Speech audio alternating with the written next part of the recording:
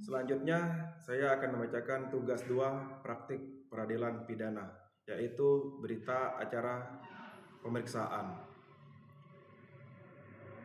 Pada hari ini, Jumat tanggal 4 bulan Februari tahun 2000, pukul 14 WIB, saya Maulana Esa, pangkat Ibtu NRP 77012345, selaku penyidik pada kantor unit Reskriminal Umum Polres Metro, telah melakukan pemeriksaan terhadap seorang yang belum saya kenal dan telah ditanya mengaku bernama Ayam, lahir di Lampung tanggal 12 bulan Januari 2001, umur 23 tahun, pekerjaan mahasiswa Universitas Bumi, Fakultas Ilmu Pengetahuan Budaya, Prodi Bahasa Sanskerta Agama Islam Kewarganegaraan Indonesia. Pendidikan terakhir SMA, alamat Jalan Melati nomor 45 Bandar Lampung. Ia diperiksa untuk diambil keterangannya selaku tersangka dalam perkara pembunuhan, sebagaimana dimaksud dalam pasal 340 KUHP, atas beberapa pertanyaan yang diajukan oleh pemeriksa kepada yang diperiksa secara tanya, maka yang diperiksa memberikan keterangan sebagai berikut. Pertanyaan: apakah saudara berada dalam keadaan sehat, baik jasmani maupun rohani, dan bersediakah saudara diperiksa untuk diambil keterangannya setelah ini dengan keterangan yang sebenarnya, serta apakah ada nama dan alamat lain selain yang telah saudara terangkan di atas? Jelaskan.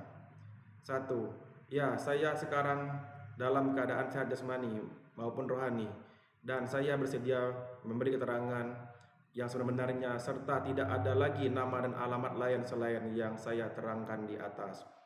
2. Apakah saudara pernah dihukum? Kalau pernah, dalam perkara apa, di mana, serta berapa lama? Jelaskan. Saya jelaskan bahwa saya belum pernah dihukum dalam perkara apapun juga. 3. Di dalam perkara yang dipersangkakan kepada saudara sekarang ini, apakah saudara perlu didampingi oleh penasihat hukum? Kemudian penyidik Polri menyediakan atau menunjuk penasihat hukum atas nama Rikson Siregar SH. Apakah saudara setuju penasihat hukum ditunjuk oleh penyidik Polri, serta apakah saudara bersedia menandatangani surat pernyataan tidak menggunakan penasihat hukum di atas materai 10.000? Jelaskan. Dalam perkara yang dipersangkakan kepada saya saat ini, saya tidak perlu didampingi penasihat hukum. Kemudian penyidik Polri menyediakan penasihat hukum untuk mendampingi saya. Saya tidak setuju, cukup saya sendiri yang menghadapinya, dan saya bersedia menandatangani surat pernyataan tidak menggunakan penasihat hukum atau pengacara di atas materai 10.000. 4. Mengertikah apa sebab saudara ditangkap dan diperiksa oleh polisi sekarang ini? Jelaskan. Saya mengerti sebab ditangkap dan diperiksa oleh polisi sekarang ini berhubungan saya telah menghilangkan nyawa atau membunuh teman saya yang bernama Bebek. 5. Kapan dan di mana saudara telah lakukan pembuatan menghilangkan nyawa teman saudara yang bernama Bebek? Jelaskan. Saya telah membunuh teman saya tersebut pada hari Rabu tanggal 2 Februari 2024 di kamar kos Bebek. 6. Bagaimana cara saudara membunuh Bebek? Jelaskan. Saya membunuh Bebek dengan cara menusuk atau menikam leher dan dadanya dengan menggunakan pisau lipat.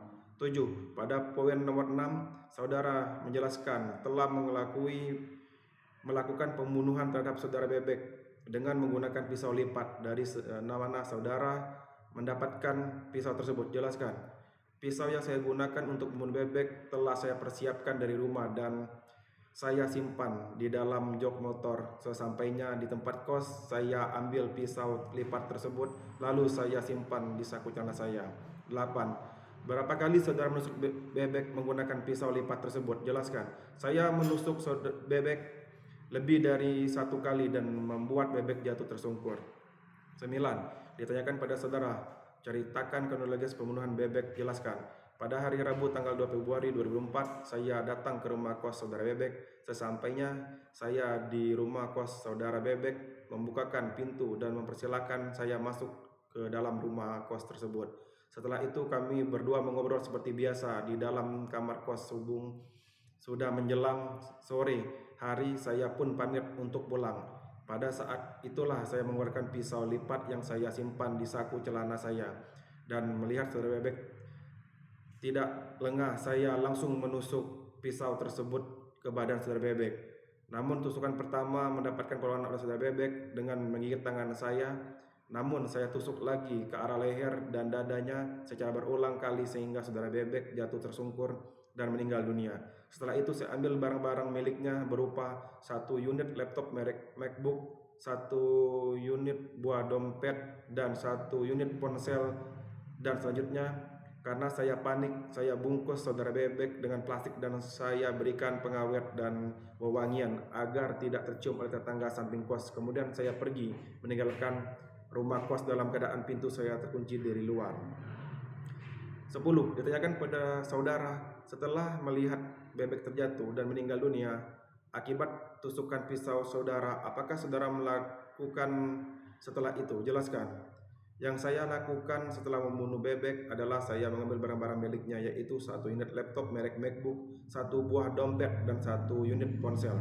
11. Ditanyakan kepada saudara, apakah ada orang lain membantu saudara untuk membunuh Bebek? Jelaskan.